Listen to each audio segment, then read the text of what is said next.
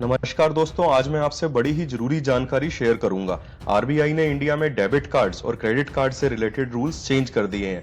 बड़े important changes हैं ये। नए रूल्स आज से ही 1 अक्टूबर से ऑलरेडी लागू भी हो गए हैं। आइए देख लेते हैं आरबीआई के नए रूल्स की डिटेल्ड जानकारी। मेरा नाम है सचिन कोहली। अगर आपको वीडियो में दी गई जानकारी पसंद आए तो इसे लाइक और शेयर जरूर कीजिएगा। RBI new credit and debit card rules to be effective from 1 October 2020।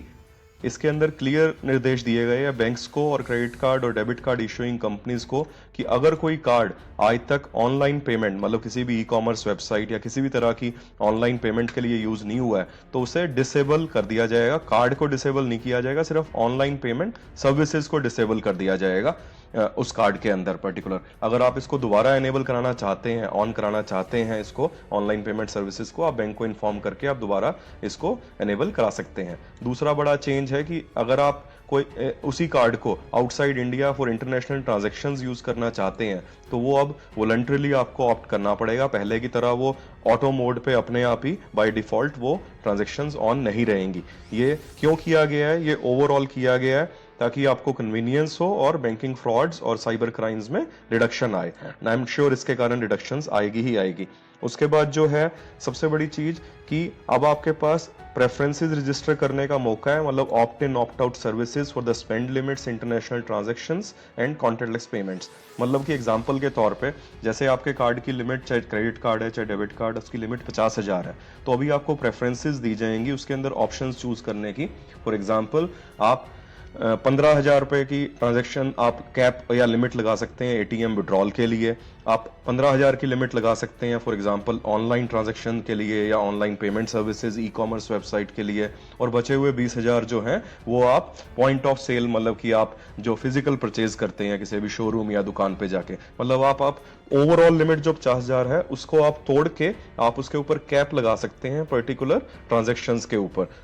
इसके अंदर कार्ड होल्डर्स को जो एनेबल करने का मौका दिया गया है जो एनएफसी ट्रांजैक्शंस होती है, मतलब ये एनएफसी ट्रांजैक्शन होती है जो आप अपना उस पे किसी भी दुकान पे या शोरूम पे जाके जो आप ट्रैप करते हैं कार्ड, मतलब वो अभी तक 2,000 rupees per day without a pin आप वो ट्रांजैक्शन कर सकते थे, लेकिन अब उसको भी आपको चूज करने का मौका मिलेगा। फॉर एग्जांपल अगर आपके घर में कोई बुजुर्ग है और आप अगर वो कार्ड यूज करते हैं तो उनको मुझे नहीं लगता कि उनको ये कार्डलेस पेमेंट और ये without pin payments NFC payment की कोई जरूरत है, तो आप उसको डिसेबल कर सकते हैं ताकि उसका मिसयूज खत्म हो जाए कार्ड का पूरी तरह से।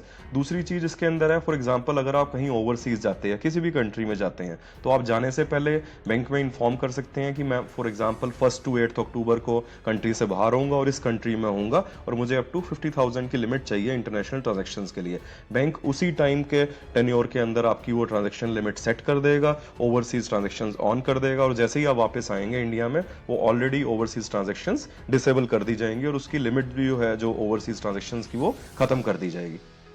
अब इन सब चेंजेस के आने के कारण आपको एज अ कार्ड होल्डर आपको क्या बेनिफिट होगा? पहला तो बेनिफिट होगा मैनेजिंग इंटरनेशनल स्पेंड्स।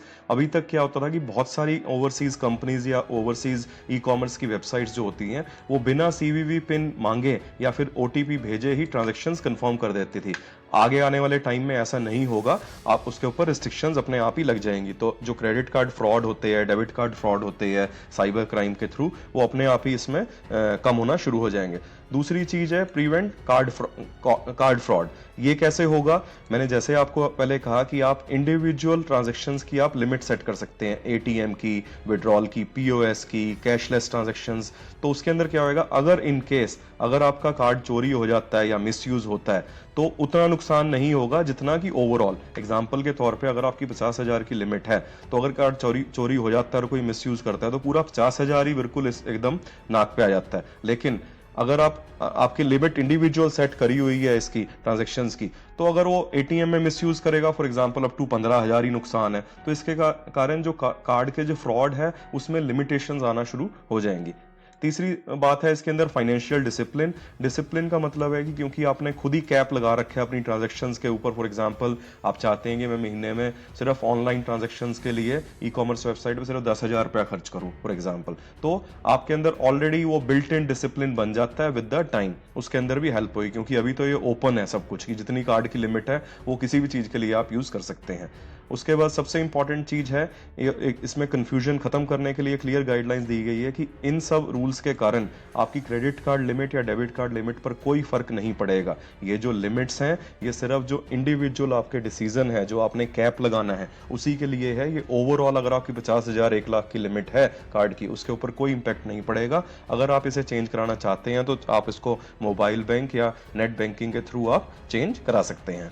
आशा करता हूं कि आपको इस वीडियो में दी गई जानकारी पसंद आई होगी। इसे शेयर कीजिए, लाइक कीजिए। अभी के लिए बस इतना ही। धन्यवाद। जय हिंद, जय भारत।